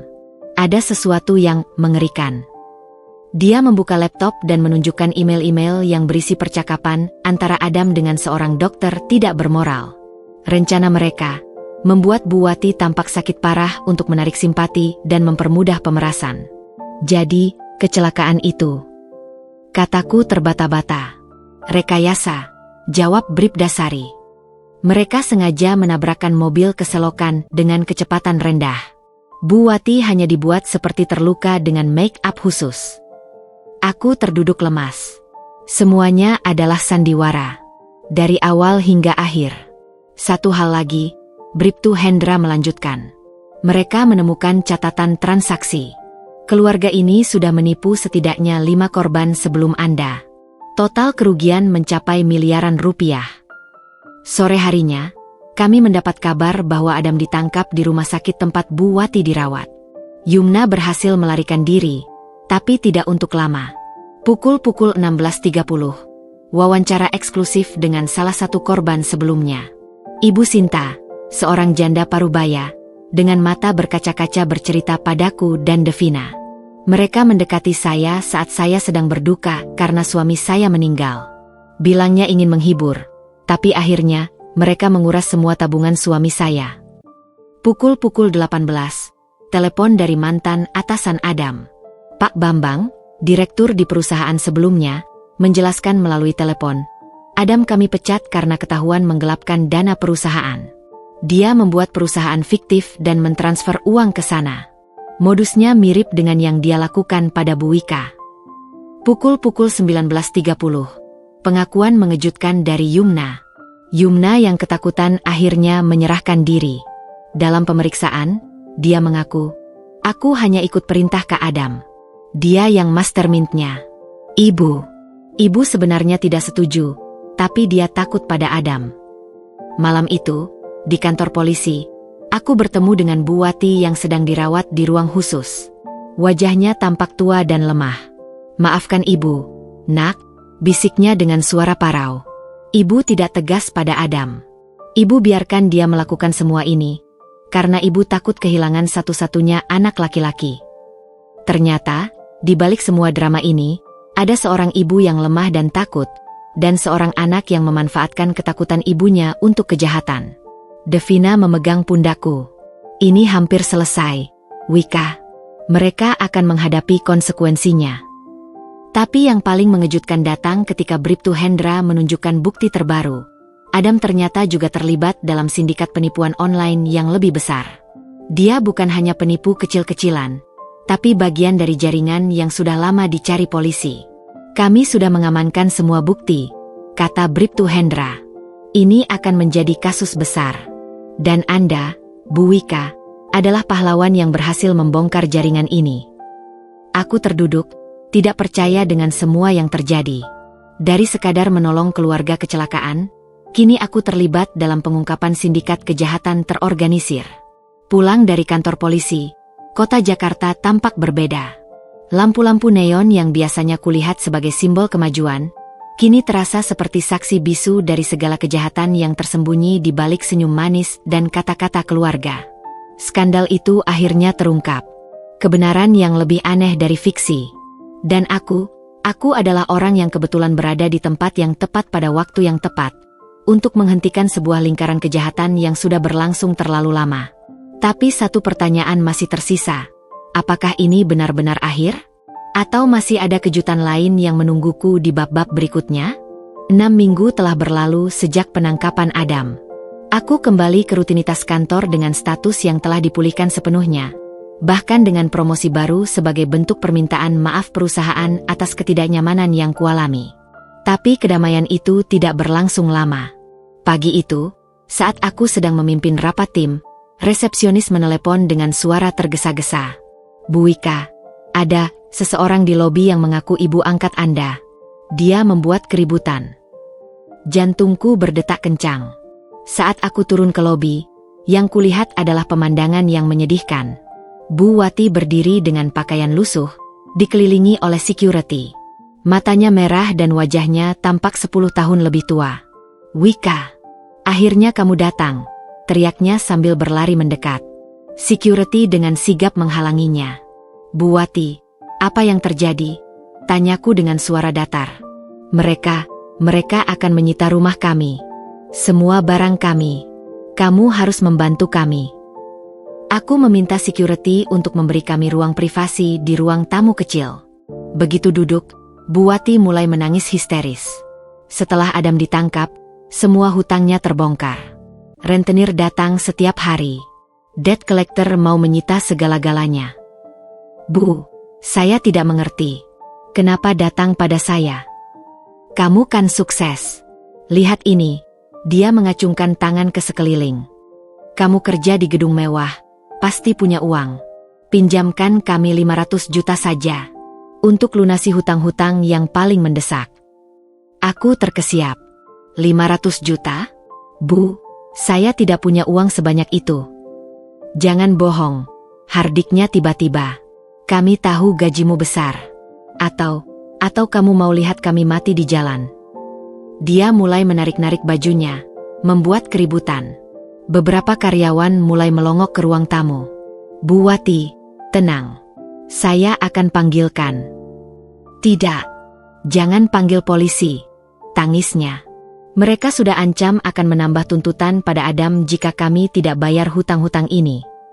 Devina kebetulan sedang berada di kantor untuk meeting. Saat melihat keributan, dia segera menghampiri. Bu Wati. Saya pengacara Bu Wika. Silakan tenang, atau saya akan terpaksa memanggil polisi. Mendengar kata polisi, Bu Wati langsung berubah. Dia merangkulku erat-erat. Wika, sayang. Ibu mohon. Ingat tidak, dulu ibu rawat kamu seperti anak sendiri? Masa kamu tega lihat ibu menderita begini? Devina dengan tegas memisahkan kami. Bu Wati, Anda dan keluarga sudah menyebabkan cukup banyak kerugian pada klien saya. Silakan pergi, atau kami akan mengambil tindakan hukum. Tapi Bu Wati tidak menyerah. Dia duduk di lantai, mulai meratap. Orang kaya tidak punya hati.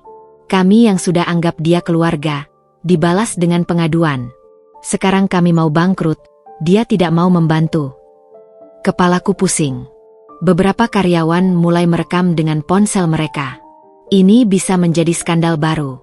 Ayo kita selesaikan ini dengan baik, Bu, kataku sambil menunduk.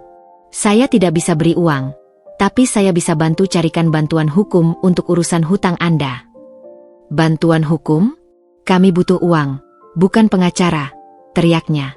Akhirnya, security terpaksa membawa Bu Wati keluar. Tapi sebelum pergi, dia berteriak, kami tidak akan berhenti. Kami akan kembali. Ini semua salahmu, Wika. Sore harinya, aku mendapat kabar dari tetangga lama Bu Wati. Keluarga mereka memang dalam masalah keuangan serius. Hutang bisnis ada mencapai hampir 3 miliar, termasuk pada rentenir yang dikenal kejam. Pukul 19, telepon dari Yumna. Kak Wika, suara Yumna terdengar parau. Aku minta maaf untuk tingkah ibu tadi. Dia sudah tidak stabil sejak Kak Adam ditahan. Yumna, aku turut sedih dengan keadaan kalian. Tapi aku tidak bisa membantu secara finansial. Kami tidak minta uang, jawabnya cepat. Tapi, bisakah kamu tarik laporanmu? Kalau Kak Adam bebas, dia bisa cari uang untuk bayar hutang-hutang itu. Aku hampir tidak percaya dengan apa yang kudengar. Kamu minta aku mencabut laporan atas pemerasan dan ancaman agar Adam bisa bebas dan melanjutkan aksinya. Bukan begitu. Kami hanya butuh dia bebas sementara. Setelah hutang lunas, dia akan kembali menjalani hukuman. Devina yang mendengar pembicaraan itu menggelengkan kepala. Mustahil, Yumna. Proses hukum harus berjalan. Malam itu, setelah seharian yang melelahkan, aku duduk termenung di apartemen. Masalah keuangan mereka bukan tanggung jawabku, tapi tetap saja ada rasa bersalah yang menggerogoti. Tapi kemudian aku ingat kata-kata Devina. Mereka yang menabur angin harus menuai badai. Kamu tidak menciptakan masalah mereka, Wika. Mereka sendiri yang membuat pilihan-pilihan salah. Keesokan harinya, berita di koran lokal membuatku terkejut. Keluarga penipu terkena operasi tangkap tangan debt collector. Rupanya, debt collector menyita semua barang berharga yang tersisa di rumah mereka. Bu Wati dan Yumna terpaksa pindah ke rumah kontrakan sederhana di pinggiran kota. Hidup mereka yang dulu dibangun di atas kebohongan dan pemerasan, kini benar-benar runtuh. Tapi pelajaran terbesar yang kudapat adalah, masalah keuangan mereka bermula dari keserakahan dan ketidakjujuran. Dan tidak ada jumlah uang yang bisa menyelesaikan masalah yang berasal dari karakter yang rusak. Aku memutuskan untuk memblokir semua kontak mereka. Sudah cukup air mata dan energi yang terkuras untuk keluarga yang tidak pernah benar-benar menganggapku sebagai keluarga. Bab ini mungkin telah berakhir, tapi aku tahu, dalam hidup, Tidak semua cerita memiliki akhir yang bahagia. Terkadang, yang ada hanyalah akhir. Titik di mana kita memutuskan untuk berhenti menjadi bagian dari drama orang lain. Musim penghujan kembali tiba, dan kali ini membawa serta wabah flu yang melanda Jakarta. Aku sendiri harus mengambil cuti sakit selama 3 hari karena demam tinggi yang tidak kunjung turun. Namun, di tengah kondisi tubuhku yang lemah, telepon dari rumah sakit membuatku harus kembali terjaga. Selamat pagi, ini dari RS Permata Hati. Saya perawat jaga Icu. Apakah ini Ibu Wika? Ya, betul. Ada yang bisa saya bantu? Kami memiliki pasien bernama Wati Prasetyo. Dia memberikan nomor Anda sebagai kontak darurat. Dadaku sesak. Bu Wati, apa yang terjadi? Dia masuk semalam dalam kondisi kritis. Stroke ringan, diperburuk dengan pneumonia. Kondisinya cukup serius. Meski segala luka masih segar dalam ingatanku, naluri kemanusiaan berbicara lebih keras. Dengan badan masih demam, aku bergegas ke rumah sakit. Di ruang Icu, pemandangan yang menyedihkan menyambutku. Bu Wati terbaring lemah dengan selang oksigen di hidung dan infus di tangannya. Yumna duduk di sampingnya, wajahnya pucat dan penuh kelelahan. Kak Wika, bisik Yumna saat melihatku. Matanya sembab. Terima kasih sudah datang. Bagaimana kondisi ibu? Dokter bilang, 50-50. Suaranya terputus oleh isakan. Dan biaya perawatan di Icu sangat mahal. Kami tidak mampu. Perawat yang mendampingi menjelaskan dengan wajah serius. Ibu Wati membutuhkan perawatan intensif setidaknya seminggu. Biayanya sekitar 15 juta per hari, belum termasuk obat-obatan khusus. Yumna memegang tanganku. Kak, aku tahu kami tidak pantas minta tolong. Tapi, ibu tidak punya asuransi. Aku sudah jual semua perhiasan yang tersisa, tapi hanya cukup untuk 2 hari. Aku memandangi Bu Wati yang terbaring tak berdaya. Meski begitu banyak luka yang dia timbulkan, melihatnya dalam kondisi seperti ini tetap menyayat hati. Yumna, aku akan bantu urus administrasinya dulu. Kamu urus jaga ibu. Tapi, biayanya. Kita pikirkan nanti, kataku sambil berjalan menuju loket pendaftaran. Di meja administrasi, petugas dengan wajah masam menyodorkan printout tagihan. Total yang harus dibayar untuk 3 hari ke depan adalah 45 juta.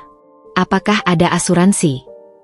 Dengan berat hati, aku mengeluarkan kartu kredit. Ini akan menguras tabunganku, tapi aku tidak tega membiarkan seseorang, siapapun itu, menderita tanpa pertolongan. Saat kembali ke ruang Icu, Yumna menatapku dengan air mata berlinang. Kak Wika, kenapa kamu masih mau menolong kami? Setelah semua yang kami lakukan. Karena menolong itu pilihan, Yumna. Bukan karena kalian pantas ditolong, tapi karena aku memilih untuk tidak menjadi seperti kalian. Malam harinya, kondisi Bu Wati memburuk. Dokter memanggil kami untuk konsultasi. Ibu Wati mengalami komplikasi. Ginjalnya mulai terganggu. Kami perlu tindakan dialisis darurat. Berapa biayanya? Tanyaku dengan hati was-was. Untuk emergency dialisis plus perawatan lanjutan, kira-kira tambahan 25 juta. Yumna menjerit kecil. Itu tidak mungkin. Kami tidak punya. Aku menarik napas dalam. Lakukan yang terbaik untuk ibu. Biaya akan saya urus. Tapi kali ini, aku tahu harus ada batasnya. Aku menelepon Devina untuk meminta nasihat hukum. Wika, kamu sudah melakukan lebih dari cukup. Secara hukum, kamu tidak punya kewajiban apa-apa. Tapi secara moral, Devina, mereka yang merusak moral tidak berhak menuntut moralitas orang lain, jawabnya tegas. Tapi aku mengerti pilihanmu. Keesokan harinya, aku menghubungi dinas sosial untuk memohon bantuan. Setelah menjelaskan situasi yang rumit, termasuk status kriminal keluarga ini, petugas dinas sosial akhirnya bersedia memberikan bantuan terbatas. Kami bisa cover maksimal 10 juta, kata petugas tersebut. Itu pun harus melalui proses verifikasi yang panjang. Sementara itu, di rumah sakit, Bu Wati sempat sadar sebentar. Dia memandangiku dengan mata berkaca-kaca. Maafkan, Ibu, bisiknya lemah. Ibu, salah. Tenang saja, Bu. Yang penting sekarang sembuh dulu. Adam, di mana? Yumna dan aku saling pandang. Kami memutuskan untuk tidak memberitahu bahwa Adam masih dalam tahanan. Menunggu proses pengadilan. Masa depan suram. Tangis Bu Wati pelan sebelum kembali tertidur. Minggu itu menjadi ujian terberat bagiku. Di satu sisi, ada dendam dan kekecewaan yang dalam. Di sisi lain, ada kemanusiaan yang menuntut untuk menolong sesama, betapapun buruknya mereka. Pada hari kelima, dokter memanggil kami. Kondisi Ibu Wati mulai stabil. Tapi dia butuh perawatan jangka panjang. Biayanya tidak kecil. Yumna memutuskan untuk mencari kerja serabutan. Aku membantu menghubungkan dia dengan teman-teman yang mungkin bisa memberikan pekerjaan. Kak Wika, katanya suatu sore saat kami berjaga bergantian. Aku sadar sekarang. Keserakahan kami menghancurkan segalanya. Ibu sakit, Kak Adam di penjara, dan kami miskin. Ini semua karma. Aku hanya mengangguk. Terkadang, kehidupan memberikan pelajaran dengan cara yang keras. Dan pelajaran untuk keluarga ini datang dalam bentuk penyakit, kemiskinan, dan kehancuran. Ketika akhirnya Bu Wati dipindahkan ke ruang perawatan biasa, aku tahu inilah batas bantuanku. Aku telah melakukan bagian sebagai manusia, menolong yang lemah, meski yang lemah itu pernah berusaha menghancurkanku. Kesehatan mungkin memburuk, tapi pelajaran tentang hidup dan kemanusiaan justru semakin menguat dalam diriku. Dan kali ini, aku memilih untuk belajar tanpa kebencian, hanya dengan harapan bahwa mereka juga belajar dari penderitaan mereka sendiri. Bulan berganti, musim hujan telah berlalu digantikan terik matahari yang menyengat. Kehidupanku perlahan kembali normal. Promosi jabatan di kantor memberiku tanggung jawab baru yang menyita perhatian. Dan secara bertahap, luka-luka lama mulai memudar. Tapi satu hari Sabtu yang tenang, telepon dari Yumna mengingatkanku bahwa masa lalu belum sepenuhnya berakhir. Kak Wika, suaranya terdengar kecil, hampir seperti bisikan. Bisa kita bertemu? Ibu kambuh lagi. Dengan hati berat, aku menyetujui untuk bertemu di sebuah warung kopi sederhana dekat rumah kontrakan baru mereka. Saat tiba, yang kulihat membuat hatiku tersentuh. Yumna tampak 5 tahun lebih tua dari usia sebenarnya, dengan mata cekung dan pakaian yang sudah usang. Terima kasih sudah mau datang, katanya sambil memutar-mutar gelas kopi kosong di tangannya. Bagaimana kondisi ibu? Dia butuh obat rutin yang harganya mahal. Tapi uangku habis untuk bayar kontrakan. Dia mengeluarkan selembar resep dokter dari tasnya yang sudah compang-camping. Obat-obatan untuk tekanan darah tinggi, diabetes, dan terapi pasca stroke. Total hampir 2 juta rupiah per bulan. Aku sudah coba minta bantuan dinas sosial, tapi prosesnya lama. Ibu tidak bisa menunggu. Tanpa banyak bicara, aku mengambil resep itu. Aku akan belikan obat untuk 1 bulan. Tapi Yumna, ini yang terakhir kalinya.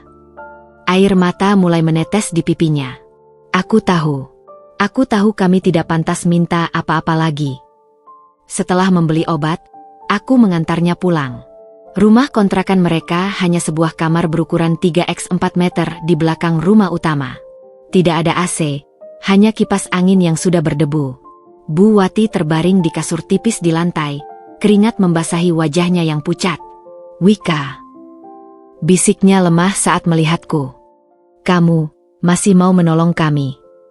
Aku bawa obat, Bu, jawabku singkat, menempatkan tas belanja berisi obat di meja kecil. Pandangan Bu Wati berkaca-kaca. Dulu ibu salah. Ibu serakah. Ibu biarkan ada memanfaatkan orang lain. Lihatlah sekarang, ini balasannya. Yumna duduk di lantai sambil memeluk lututnya. Kita sudah jatuh, Bu. Jatuh sangat dalam. Saat akan pergi, aku menyisipkan sejumlah uang di bawah bantal Bu Wati. Cukup untuk biaya hidup mereka sebulan.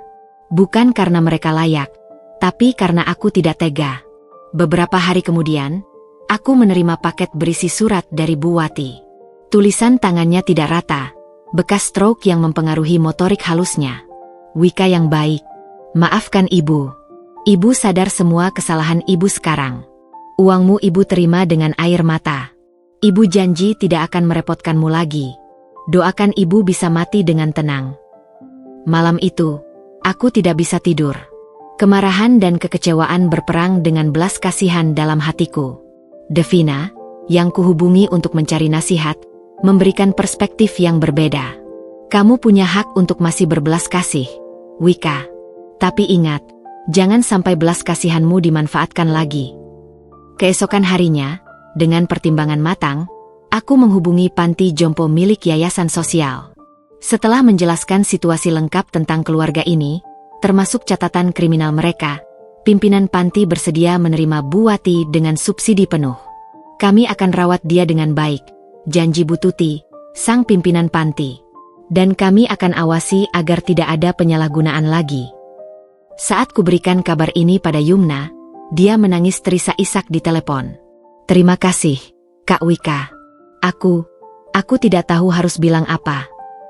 Jaga baik ibumu, Yumna. Dan jangan ulangi kesalahan yang sama. Tapi karma ternyata belum selesai bekerja. 2 hari kemudian, Adam menghubungiku dari penjara melalui telepon yang dia pinjam dengan susah payah. Wika, aku dengar kamu masih menolong keluargaku. Suaranya parau. Aku menolong karena aku masih punya hati, Adam. Bukan karena kamu pantas ditolong. Dengarlah, desaknya. Aku akan bebas bersyarat bulan depan. Bisakah kamu mencarikan aku pekerjaan?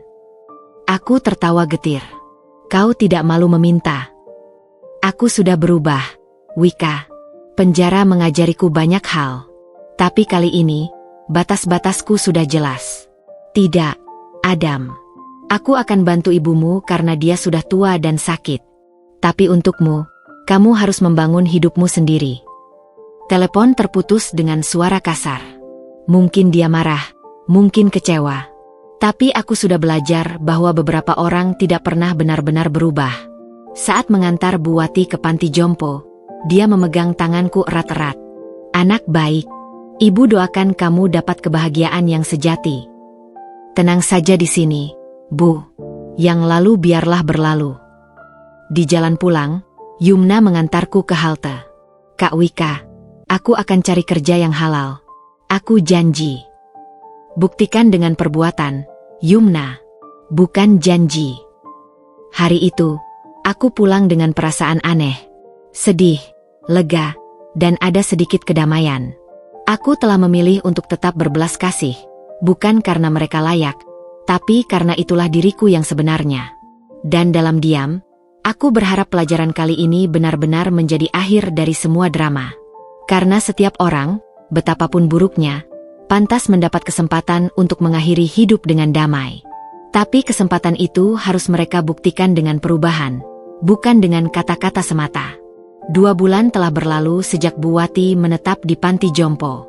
Aku secara rutin menerima laporan kondisinya dari pengelola panti. Kesehatannya stabil meski tidak pernah benar-benar pulih. Namun, ketenangan ini ternyata sementara. Suatu sore, saat aku sedang menyelesaikan laporan kuartalan di kantor, telepon darurat dari Bu Tuti membuatku kaget. Bu Wika, maaf mengganggu. Ada masalah dengan Ibu Wati. Apakah kesehatannya memburuk? Bukan itu. Keluarganya datang. Adam yang baru bebas dan Yumna. Mereka memaksa membawa Ibu Wati pergi. Dengan panik, aku segera menuju panti jompo. Saat tiba, pemandangan kees menyambutku. Adam berdiri dengan wajah merah marah, sementara Yumna menangis sambil memegangi beberapa kardus berisi barang-barang Bu Wati. Kalian tidak punya hak menahan ibu kami di sini, teriak Adam pada Bu Tuti. Ini untuk kebaikan beliau sendiri, jawab Bu Tuti dengan tenang, meski wajahnya tegang. Melihat kedatanganku, Adam langsung berbalik dengan mata berapi-api. Kau yang mengurung ibu kami di tempat ini. Adam, tenang. Ibu Wati butuh perawatan khusus. Dia ibu kami, bukan ibumu, potongnya kasar. Kami bisa rawat dia sendiri. Dari dalam, Bu Wati terdengar merintih lemah. Adam, aku ingin tinggal di sini. Tidak, Bu. Kita keluarga. Keluarga harus tinggal bersama. Yumna mendekatiku dengan wajah penuh konflik. Kak Adam bersikeras. Dia bilang malu punya ibu di panti jompo. Kebanggaan semu akan membunuh ibumu, bisikku padanya. Tapi Adam sudah mengambil keputusan. Dengan kasar, dia mendorong kursi roda Bu Wati menuju mobil tua yang sudah reot. Bu Wati terlihat ketakutan. Tangannya gemetar memegangi pegangan kursi roda. Adam, tolong. Pinta Bu Wati dengan suara lemah. Diam, Bu. Kita tidak butuh belas kasihan orang lain. Aku mencoba menghalangi. Adam, dengarkan. Ibu butuh obat teratur, butuh fisioterapi. Kami bisa urus sendiri, bentaknya. Kau pikir hanya kau yang bisa? Kau pikir kami tidak mampu? Bu Tuti menarik lenganku. Biarkan saja, Bu Wika. Secara hukum, mereka memang keluarganya yang sah. Dengan perasaan hancur, aku menyaksikan mereka pergi. Bu Wati memandangku dengan mata memohon, seolah tahu bahwa ini adalah keputusan yang salah. Malam itu, aku tidak bisa tidur. Firasat buruk menggelayuti pikiranku. Keesokan harinya, aku mengirim pesan pada Yumna. Bagaimana kondisi ibu? Apakah obatnya masih ada? Beberapa jam kemudian, balasannya datang. Obatnya habis. Adam bilang minggu depan baru bisa beli. Tapi ibu malam ini batuk-batuk dan sulit bernapas. Dengan cemas, ku kirim pesan lagi. Bawa ibu ke puskesmas. Jangan tunda. Tapi tidak ada balasan. Seminggu berlalu tanpa kabar. Hingga suatu malam, telepon dari Yumna membuatku terjaga. Kak Wika. Suaranya terisak. Ibu kritis. Diicu lagi. Yang kunyatakan, teriakku. Apa yang terjadi? Adam tidak mau bawa ibu ke rumah sakit. Bilangnya cuma flu biasa.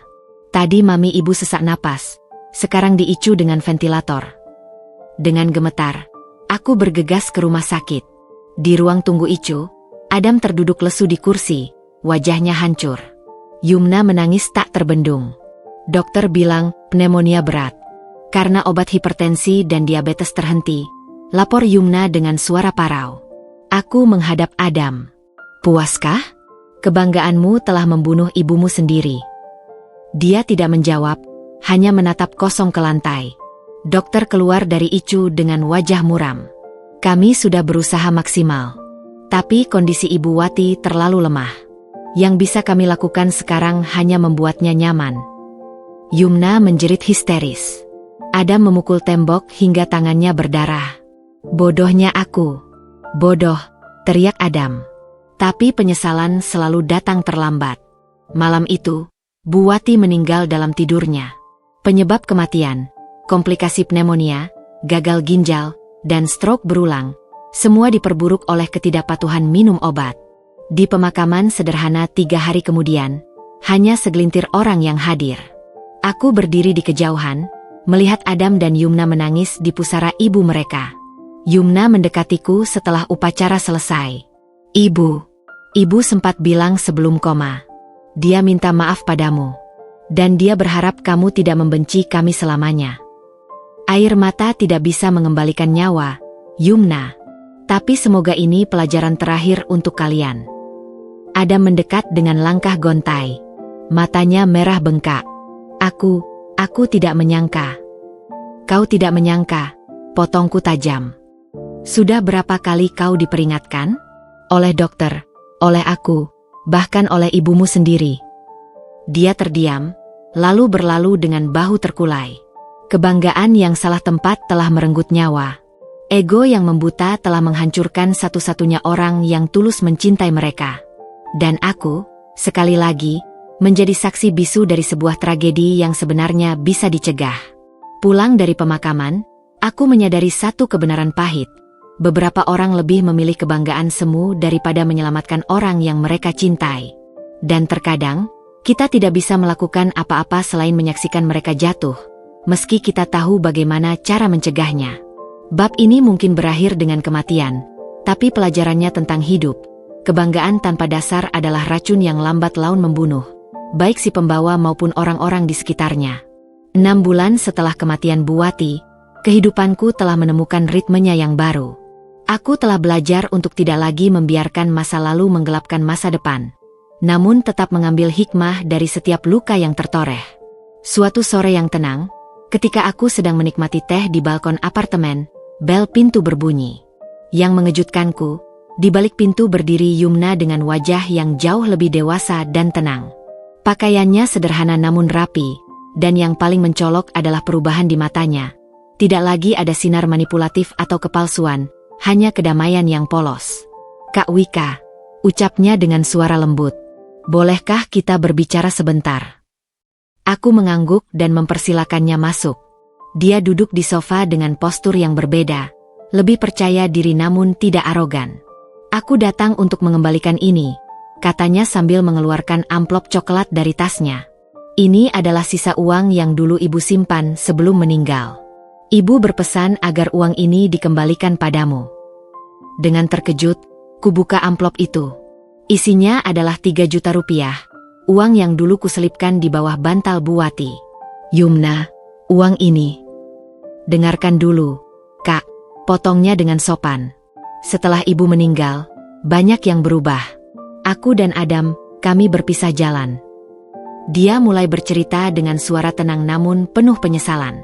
Setelah kematian Bu Wati, Adam menjadi semakin tertutup dan marah pada dunia. Dia memilih untuk bergabung dengan komunitas yang tidak jelas di luar kota, meninggalkan Yumna sendirian. "Aku bekerja sebagai kasir di minimarket," lanjut Yumna. "Gajinya tidak besar, tapi cukup untuk hidup sederhana. Yang penting, ini halal." Dia mengeluarkan phone sederhana dari saku dan menunjukkan foto tempat tinggalnya yang baru. Sebuah kamar kos kecil namun bersih dan tertata rapi. "Aku juga ikut kelas keterampilan di balai pelatihan. Sekarang aku bisa menjahit dan membuat kerajinan tangan yang benar-benar asli." Ada kebanggaan yang sehat dalam suaranya, sangat berbeda dengan kesombongan kosong yang dulu sering mereka pamerkan. "Adam, bagaimana kabarnya?" tanyaku.